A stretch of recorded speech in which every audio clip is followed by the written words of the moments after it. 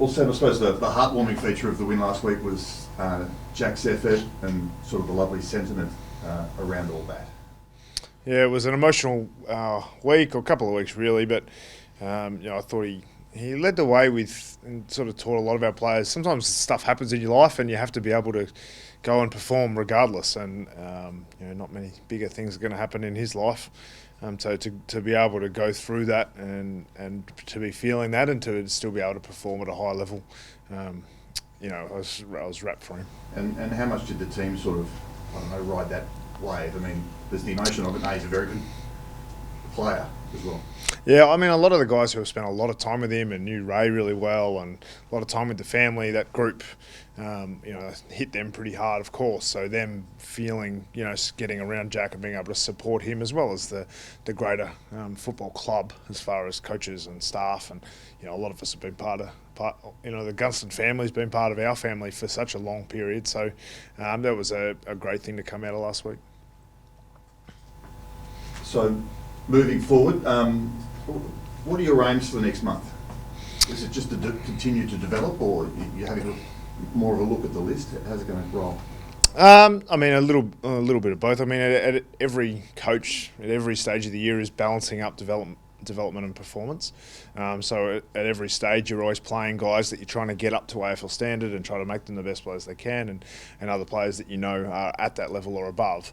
And so we balance those things. We continue to do so. We don't look at the next month any different to the last month or the first month. We're continuing to build our brand, work out how we want to play, work out exactly what works for our group and how we can win finals. That's what we're about. We want to win finals games of football, and that's going to take some time before we can get to that point, but we'll continue to learn and make progress towards that goal. Play 4 teams who are all bidding to make the 8, the last 4 games. Are you keen to play spoiler, or that's not something that comes into your mind? Is that the sort of secondary part of the season for you guys to shape it? Oh, it's not something I would cover with the players, for instance, but I've been in that situation before, and it does give you a little bit of joy when you ruin someone else's party. But I mean, we're very much on our own journey, very focused on what we're trying to achieve. So we look at St Kilda this week, and we played them in one of our worst performances of the year in round 4. So we've had a bit of a look at that game. We've looked at their last month, we've looked at our last month, and try to figure out how to pull them apart. But purely with the aim of making the most progress that we can in our own group. Well, playing finals again, I suppose I'll ask a long-term question. How long do you think it could take to get this group back there? That's a good question. I mean, there's no ceiling for us. We don't really talk about this is how long it'll take, and this is the year, and this is when Premiership window's over. I don't really talk in that way. What I know is the group that we have right now are embedded and have a great understanding of the path that we're on, and to go as fast as we can in that direction. So we've done, every sort of month we do a review of the last month to see if we've made progress from the month before.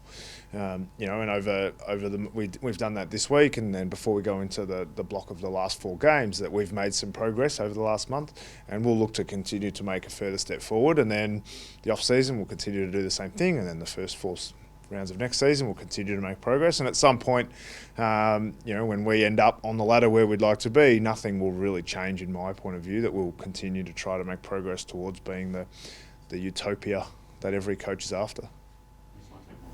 Will you try and get more early draft picks in this draft season? Well, I mean, I think every club would love more early draft picks. So yeah, I mean, that's a loaded question given whatever last year, but does that remain the strategy? I mean, we're not probably talking about list management just at the minute. We've still got plenty of time when the season's over to get into that side of things. But I mean, we know we need more talent on our list. So every club is trying to build talent and build the age-appropriate talent for the position that list is in. And part of that for us is to heavily go to the draft, and we'll try and improve our draft hand in lots of different ways. But we've got to improve our playing list, and there's lots of different mechanisms now to be able to do that with the draft and free agency and pre-season draft and mid-season draft. And we're going to continue to try to put as much talent into our list as we can.